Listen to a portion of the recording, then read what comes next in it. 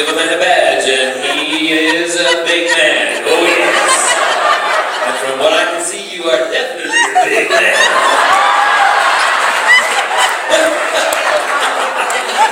Oh, I love being so slap happy tired because just shit comes out of my mouth. This is terrible.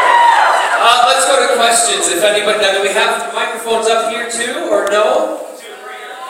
Just two there. Oh, we don't have ones up there. So what I'll do some down here, and then if you raise your hands, I'll let you shout the questions out. Is that all right?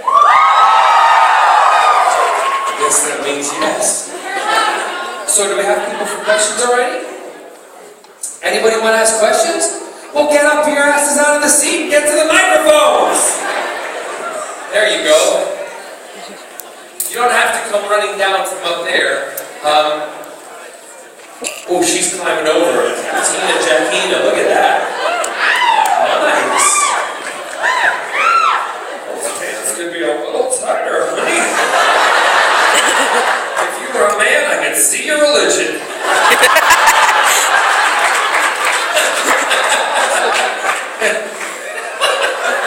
Love it, sexy though. All right, go ahead, yes. Hey, John. Hi. I saw you in concert in Cardiff a couple years ago. You were magnificent as always. Thank you. Your parents, of course. That was awesome. Thank you. Just had a quick musical question. What is your favorite musical to listen to or song? And what is your favorite song and musical to sing? I don't ever answer favorite questions because once I say what that is, that's me stuck. And people go, you can't change mine because you said in Raleigh, Durham, North Carolina that your favorite was So,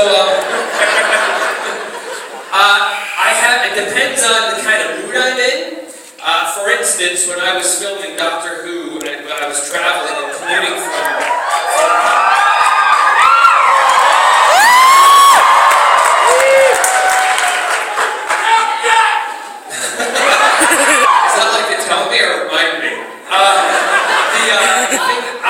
when I would commute from Cardiff, before Scott and I bought a place in Cardiff, back to our house in London, I used to put on this Wicked was the new musical at the time, and I used to put the score of Wicked on because it got me from the studio all the way to my front door twice, to play through twice.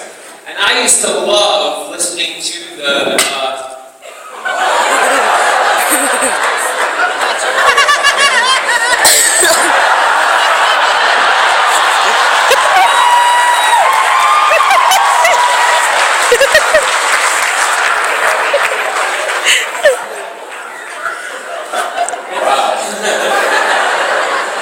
that was the only thing that just popped. You have no idea what you're in for these couple of days video. Look at them, they're like, oh my god, I want to go back to the league.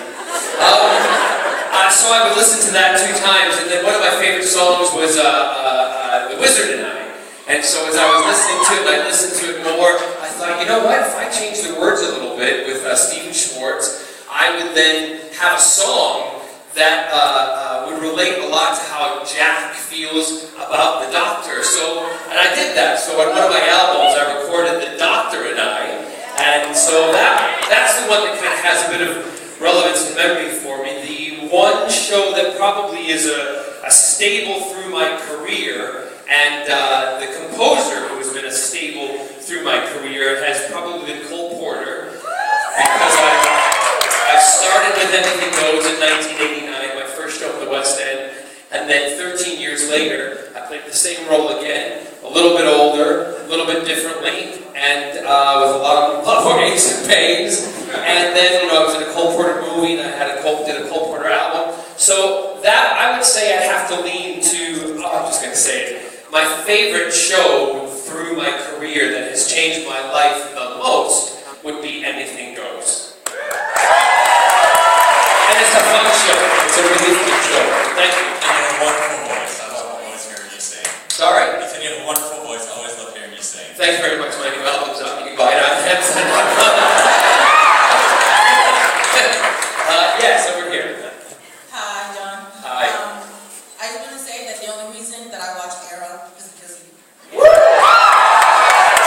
you're going to like what's coming up, let me tell you.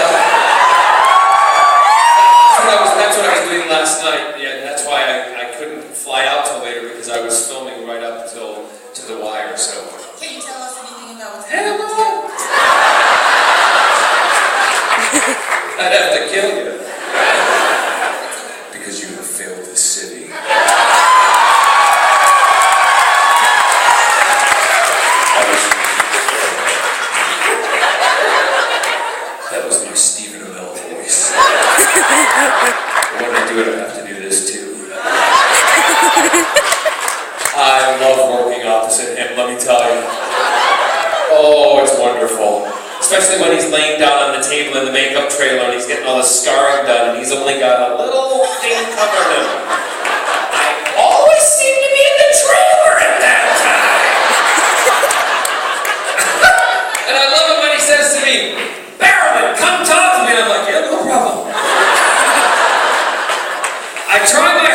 just to focus on his eyes.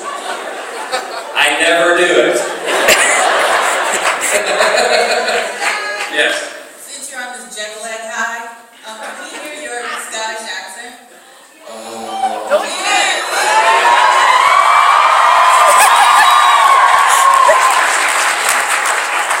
Save it for later. My sister said to save it for later.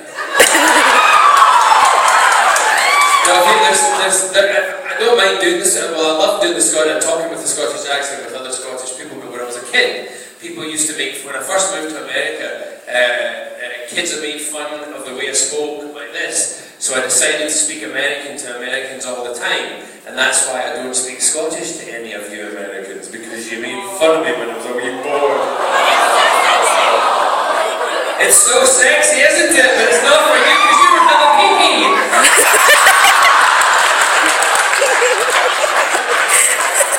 But I love you anyway. Thank you. You're welcome, very much. I'm going to go to one up to the balcony, okay? Yeah, who? Right there, sir. You were the first one with the hand up. I love you. Does your wife know? Is she cool with it? Because if she is, I'm in.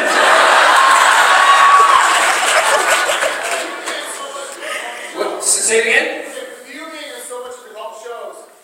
And now with the Marvel DC universe exploding out of cinema, what hero or villain would you love to play in any movie coming out? You can replace anyone too.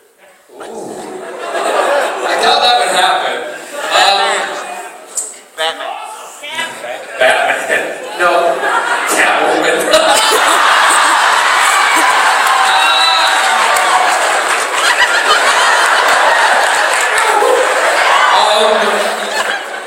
You know what? If we were going to do if there was going to be a film of the Injustice League, or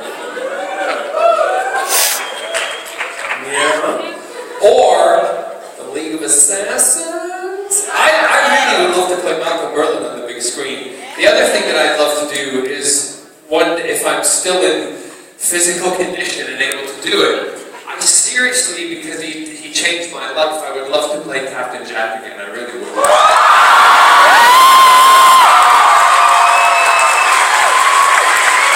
Because I'm just going to say it. I am the only Captain Jack. Yes. Don't worry, I'll get to the top balcony up there. Don't worry. Yes. First, John, you're my hero. You're the reason I'm able to be comfortable with who I am. Thank you so much. You're welcome. My question for you is... Do me a favor, just grab the microphone, flip it on, and send it to me.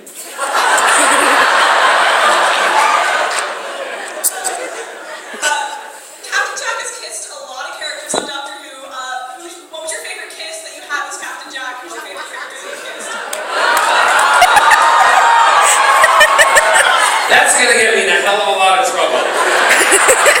Because as you said, I have kissed a lot of people, both male and female, and for me, it all worked, right? Some more than others. I have to say the one that I enjoyed kissing consistently, was not Doctor Who, but was Yanto on. Just because I loved their relationship and what they did, and for those of you who are Captain John fans, I also enjoyed kissing James Marsters, even if his girlfriend did get a little bit jealous. Go up to the top of the balcony. Yes, right there. Hand up. Okay, tell us a story about your first date.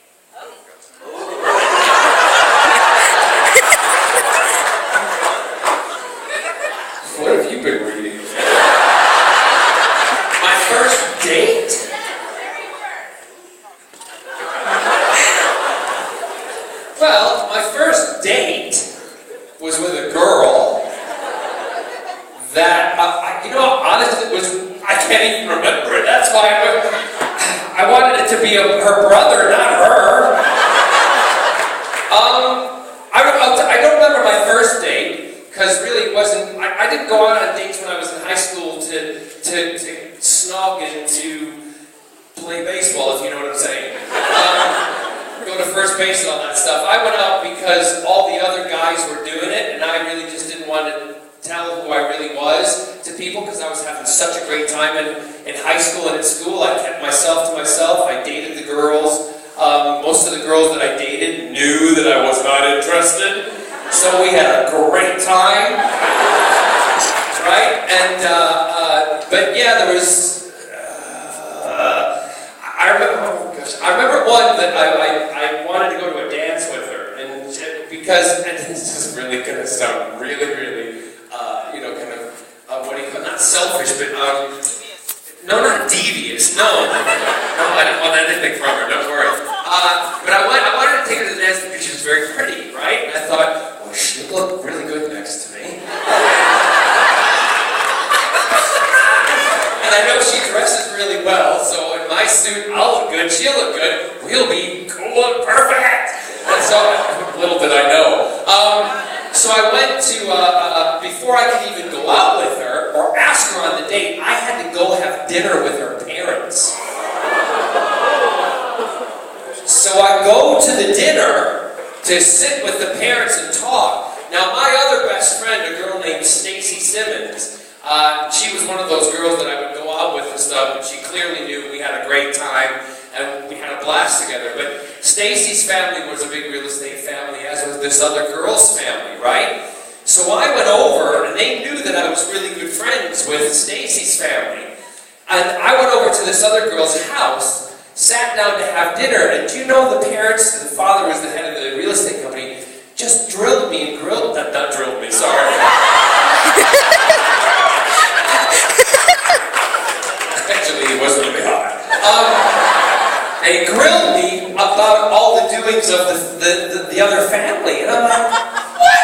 Hold on a minute. I've come here to discreet me to take your daughter out just because she's pretty. And you're drilling me about this other family. So it was the most bizarre dinner. And afterwards, I did take her to the dance. And then she threw up on my suit.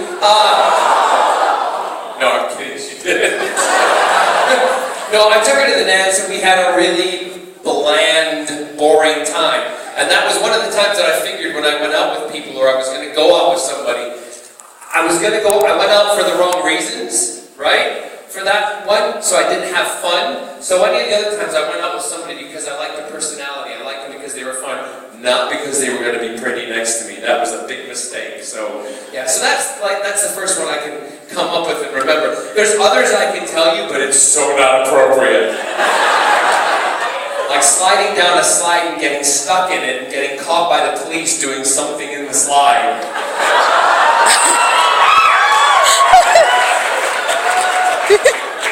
I'll leave that up to your imagination and your fan fiction.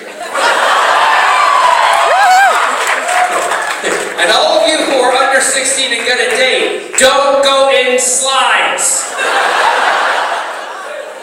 You do by yourself, that's good though, sir. You just keep doing it by yourself for a long time. I'm sure your mom and dad will agree, right? Sure. He's like, yeah, sure. He's like, yeah. You're not his mom. Where's your mom? Up there, do you agree? Oh, you're welcome. I love it that he has no clue what I'm talking about. So yes. Hi. I love musical theater. I love theater. I'm an actress. I love you. Are you doing anything? I know you're really busy with Arrow, but will you be doing anything in the near-ish future? Musical theater? Every Christmas, I'm filming up until Thanksgiving, and then I'm spending Thanksgiving with my parents. The first Thanksgiving in about 5 or 6 years that I've had at home. Then Scott and I'll fly first back to the UK because every Christmas I do a big traditional pantomime, which is a show, which takes, if I can say, you'll understand if I say, takes the piss out of most of, like, politicians, popular culture. We take the mickey out of ourselves. We put popular songs within a fable or a fairy tale, and we've done everything. This year we're doing Cinderella, and I am playing Buttons, And my sidekick, who's a 4 foot tall, 67-year-old woman, she plays a character called Wee Jimmy, and he is on buttons and he is Sid. So, and we built this brand of pantomime, this show, we've done it for the last 5 years in Glasgow. We do 2 shows a day, we see 3,000 people in each show, so 6,000 a day, and we run it for 5 weeks, and it is a blast. And if you've never seen one, a lot of Americans and my fans have come over to see it, and the first show they're like, oh my god, what are we watching here? Because it's just nuts. It's like a show on speed. And when it starts, you're on a roller coaster, but it's great fun and the audience love it, and it's a tradition throughout the United Kingdom, so I go off to do that, and then I'm back on Arrow again. And I have my concert tour,